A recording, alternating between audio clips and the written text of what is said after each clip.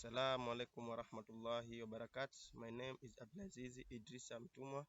My registration number BSE/20-23/110/TZ. Assalamu alaikum warahmatullahi wabarakatuh. My name is Rayyan Al-Hafidh. My registration number is BSE/20-23/096/TZ.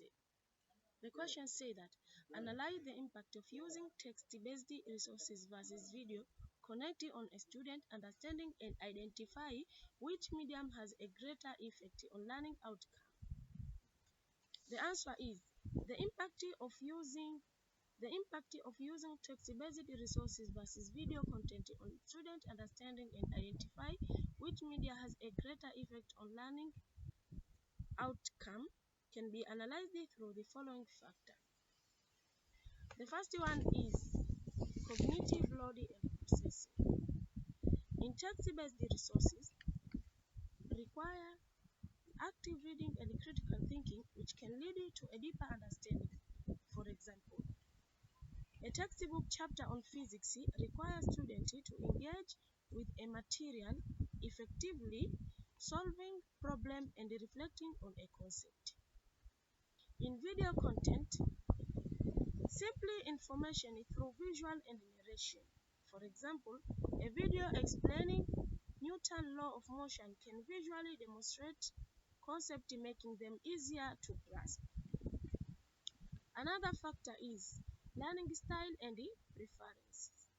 In text-based resources, beneficial for students who prefer reading and writing. A research article or detailed study guide allow for annotation and deep analysis. In video content, engage visually and auditory learners. For example, educational video on platforms like Khan Academy use animation to explain mathematical concepts, gathering to different learning styles. Another factor is engagement and motivation. In text-based resources, may lack immediate engagement compared to videos, but can foster a sense of achievement. A student reading a historical novel may develop a deeper connection to a material over time. In video context, typically more engaging due to dynamic visual and storytelling. For example, a documentary about climate change can evoke emotional responses and increase interest in environmental science. Another factor is retention and recall. Text-based resources.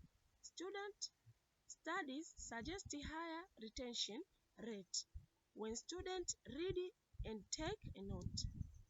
A student studying for a biology exam using a textbook may remember information better than they watch a video, but in video context can enhance immediate recall but may not be an effective for long-time retention.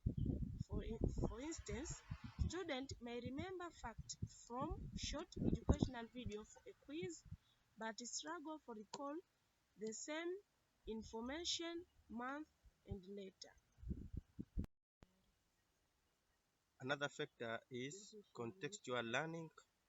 First, text-based resources offer in-depth explanation and analysis. A comprehensive guide on economic theory provides context and detailed examples that aid understanding. Second, video content effectively contextualize information through demonstration and real-world application. For example, a cook show can illustrate chemical reaction in baking, making abstract concepts more tangible. Another factor, accessibility and flexibility. First, text-based resource more accessible, especially for students with disability. For example, digital textbook can be read cloudy by screen reader. Second, video content, while engaging, they may not always be accessible. Captioned video can help, but student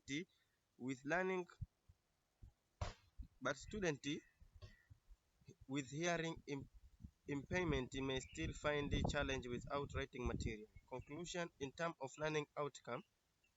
First, textbook-based resource generally better for deep understanding, critical thinking, and retention, particularly in subjects require analysis. Example, literature and history.